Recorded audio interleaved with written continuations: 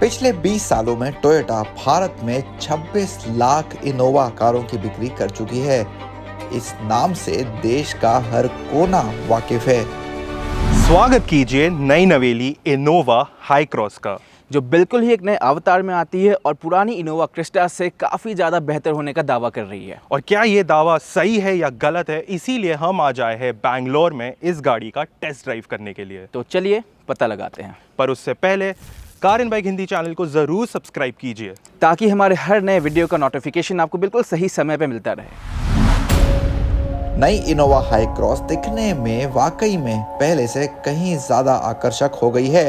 ये कार को पहली बार देखने में ही साफ हो जाता है।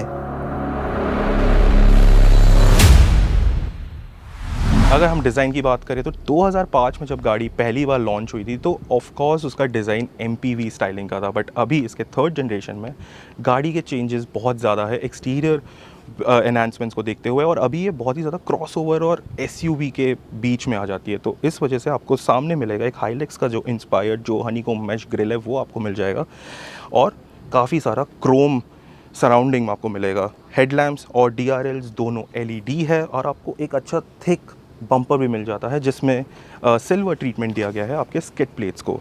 प्रोफाइल में अगर हम देखें तो 18 इंच एलॉयज़ मिलते हैं, पहले आपको 17 इंच मिलते थे, अभी आपको इस स्पेक में 18 इंच के एलॉयज़ मिलते हैं।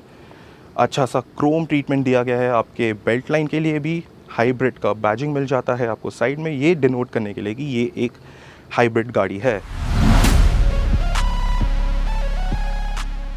पीछे से तो कार नई लैंड क्रूजर की याद दिलाती है। अपने डिजाइन लाइंस, पिछले फेंडर्स और टेल लैंप्स से ये काफी लुभाती है। दूर से देखने पर ये अभी भी एक MPV ही लगती है, और टोयोटा की माने तो नए TNGA-C प्लेटफॉर्म के कारण कैबिन में जगह भी बढ़ गई है। कार पहले से चौड़ी और लंबी है, लेकिन सबसे बड़ा फर्क है व्हील बेस का, जो क्रिस्टा की तुलना में 100 मिलीमीटर ज्यादा है।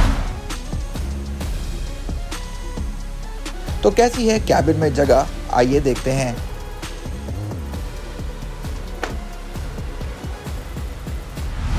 सो इनोवा हाई क्रॉस के जो ओनर्स होंगे वो सबसे ज़्यादा इस सीट पे बैठना पसंद करेंगे, और आपको हम बता दें कि पुरानी इनोवा क्रिस्टा के मुकाबले काफ़ी ज़्यादा बेहतर हो चुकी है और काफ़ी ज़्यादा कंफर्टेबल फील करती है। सीट की अगर बात करें तो काफ़ी एकोमोडेटिंग है, आपको मटेरियल्स भी अच्छे मिल जाते हैं यहाँ पर, और इसकी जो कुशनिंग है वो भी काफ़ी अच्छी है, ना ज़्यादा सॉफ्ट है ना ज़्यादा फर्म है, तो लंबे दूरी पर आपको काफ़ी आराम महसूस होगी यहाँ पर। अगर हम इसकी बॉल्स्टरिंग की बात करें तो वो भी अच्छा है, यहाँ पर एकदम बिल्कुल राइट अमाउंट ऑफ स्कूप आपको मिलता है, तो अच्छा लंबर सपोर्ट भी आपको वहाँ पर मिलता है। और अगर हम लेग रूम की बात करें तो काफ़ी एम्पल, काफ़ी ज़्यादा लेग रूम आपको यहाँ पे मिलता है, आप ऐसे लेग क्रॉस करके भी आराम से बैठ सकते हैं यहाँ पे। और सेंस ऑफ स्पेस, वो भी ये जो पैनोरामिक सनरूफ है उसके कारण काफ़ी इन्हांस हो जाता है, और वो इस डार्क कलर को कॉम्पनसेट करने में काफ़ी हेल्प करता है। पिछली सीट पर वेंटिलेशन फीचर तो नहीं है, लेकिन इन कैप्टन सीट्स को झुकाया जा सकता है, जो खरीदारों को पसंद आएगा। इनको एक बटन दबाकर काफी पीछे तक ले जाया जा सकता है। यहाँ दिए गए पावर फोल्डेबल फुटरेस्ट 90 डिग्री तक मुड़ जाते हैं, जो आराम के एहसास को और भी बढ़ा देता है। आप यहाँ लंबा समय बहुत आराम से गुजार सकते हैं। अगर फिर फीचर्स की बात करें तो यहाँ पर आपको ड्यूल जोन क्लाइमेट कंट्रोल मिलता है, तो सेपरेट ऑपरेशन आपको मिलता है सेकंड रो के लिए, आप टेम्परेचर एडजस्ट अपने हिसाब से कर सकते हैं। दो आपको यहाँ पर USB Type-C पोर्ट्स भी मिल जाते हैं, और आपको ये सेंट्रल कंसोल मिलता है जहाँ पर आप टैबलेट, अपने मोबाइल फ़ोन को भी रख सकते हैं आराम से। कप होल्डर्स मिल जाते हैं आपको यहाँ पर, एंड देन इसको आप टम्बल डाउन कर सकते हैं, तो आपको एक इजी एक्सेस मिल जाता है थर्ड रो में। फीचर्स में आपको ये सन ब्लाइंड्स भी मिल जाते हैं, पहले नहीं थे इनोवा में, अब मिलते हैं, तो एक ओवरऑल काफ़ी अच्छा एम्बियंस क्रिएट करता है। आप काफ़ी आराम से बैठ सकते हैं लॉन्गर कम्यूट के लिए। तीसरी रो में जगह की जरूरत के हिसाब से दूसरी रो की सीटों को आगे पीछे किया जा सकता है। हाँ, दूसरी रो पर बैठकर आप पहली रो के सीटों के नीचे पैर नहीं डाल सकते, क्योंकि यहाँ बैटरी पैक लगा है। हाँ, इसको आप एक फुटरेस्ट के तौर पर ज़रूर इस्तेमाल कर सकते हैं। अब बात करते हैं तीसरी रो की। जो सेकंड रो सीट है वो टम्बल डाउन नहीं होती, लेकिन आपको जस्ट अबाउट इनफ कैविटी मिलता है इजी इनग्रेस के लिए। बट ये जो सीट है ये एडजस्ट होने में और रिक्लाइन होने में थोड़ा टाइम लेती है। जब आप थर्ड रो में हैं तो आपको just about enough knee room मिलता है यहाँ पर, और अंडर थाई सपोर्ट मिलता है कंफर्टेबल शॉर्टर कम्यूट्स पे होने के लिए। 2 एडल्ट्स को इशू नहीं होगा यहाँ पर, बट जो 3 बच्चे हैं वो काफ़ी आराम से यहाँ पर फिट हो सकते हैं। इवन लॉन्गर कम्यूट्स के लिए उनको यहाँ पर इशू नहीं होगा, काफ़ी आराम से वो बैठे रहेंगे। जो फ्लैट फ्लोर है वो भी हेल्प करता है आपके पैर को एडजस्ट करने में। हाँ, तीसरी रो पर आपके घुटने जरूर ऊपर की ओर देखेंगे, लेकिन कार के फ्लोर की ऊंचाई कम है जिससे फायदा होता है। और यहाँ बड़ा क्वार्टर ग्लास होता तो इससे जगह का एहसास और बढ़ जाता। लेकिन सबसे अहम बात यह है कि तीसरी रो में भी तीनों यात्रियों के लिए 3 पॉइंट सीट बेल्ट दी गई हैं। जी हाँ, बीच के यात्री के लिए भी। यहाँ आपको कप होल्डर्स, फोन रखने के लिए खास जगह और एसी वेंट्स भी मिल जाएंगे।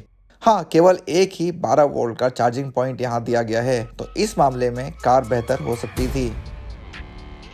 कुल मिलाकर कार में फ्रंट और कर्टन एयरबैग्स समेत 6 एयरबैग्स लगे हैं, लेकिन तीसरी रो पर बैठने वालों के लिए एक भी एयरबैग नहीं है।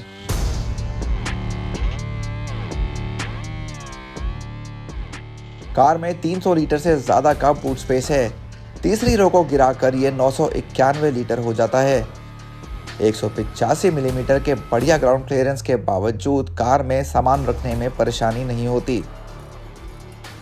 अब देखते हैं कि प्रतीक का पहली रो के बारे में क्या कहना है। अब आपने सुना होगा शुभम को तारीफ करते हुए सेकंड रो और थर्ड रो के बारे में, बट टोयोटा ने मेक श्योर किया है कि इनोवा हाई क्रॉस का फर्स्ट रो भी पैसेंजर्स को काफ़ी अच्छे से पैम्पर करता है। सबसे पहला हाईलाइट जो आपको मिलता है वेंटिलेटेड सीट्स, दोनों ड्राइवर और को पैसेंजर को। पर एक एडिशन जो ड्राइवर को मिलता है वो है इलेक्ट्रॉनिकली एडजस्टेबल सीट्स, तो ये काफ़ी अच्छा एडिशन है। इसके अलावा अगर हम सेंटर पीस की बात करें तो ये 10.1 इंच का नया इंफोटेनमेंट टच स्क्रीन डिस्प्ले आपको मिलता है। ये पहले वाले जनरेशन के मॉडल्स में नहीं था, तो ये काफ़ी अच्छा एडिशन है। इसका इंटरफेस काफ़ी स्मूथ है, इतना ज़्यादा हैवी नहीं है, लैगी बहुत ही कम है। ऑब्वियसली हमने इतना ज़्यादा टाइम इसके साथ स्पेंड नहीं किया है, बट आपको डिटेल रिव्यू हम इसके बारे में ज़रूर बताएंगे।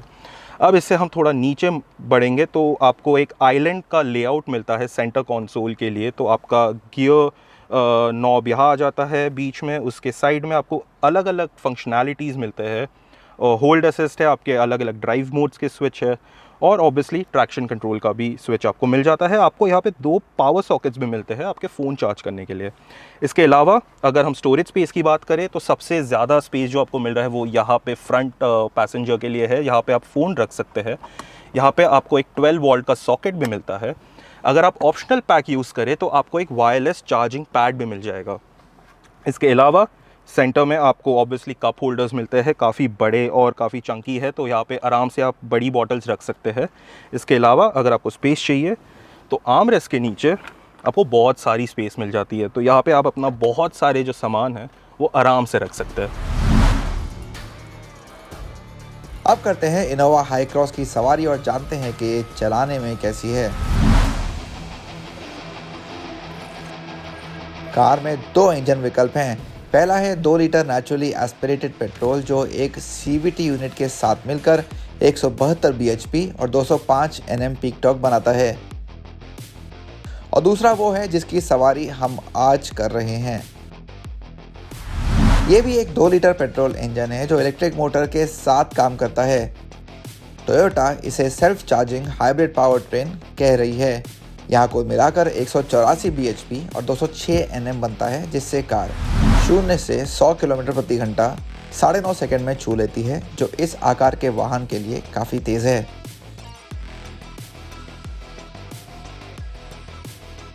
अब आप जैसे ही शुरुआत करेंगे गाड़ी को चलाने में, आपको ग्रीट करेगा ईवी मोड। तो इस वजह से क्या होता है, इंजन का जो फ्लो ऑफ पावर है वो बहुत ही ज़्यादा स्मूथ है, बहुत ही सीमलेस है, और आपको आवाज़ बिल्कुल भी नहीं आएगी क्योंकि ईवी मोड में। तो बेसिकली क्या होता है कि आपके इलेक्ट्रिक मोटर और बैटरी पैक इस वक्त सिर्फ काम कर रहा है।